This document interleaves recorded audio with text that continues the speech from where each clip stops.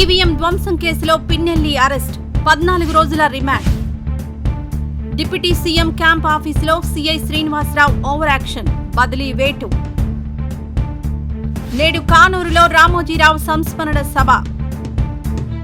తెలంగాణలో సమ్మె విరమించిన జూడాలు. హైదరాబాద్ విజయవాడ హైవే విస్తరణకు లైన్ క్లియర్. లోక్సభ స్పీకర్గా ఓం బిర్లా ఎన్నిక. నేడు ట్రంప్ బైడెన్ డిబేట్, ప్రపంచవ్యాప్తంగా ఉత్కంఠ. టీ20 వరల్డ్ కప్ లో ఫైనల్ కు చేరిన సౌత్ ఆఫ్రికా. థియేటర్లలో సందడి చేస్తున్న కల్కి. ఈ వీడియో నచ్చితే లైక్ చేయండి, షేర్ చేయండి.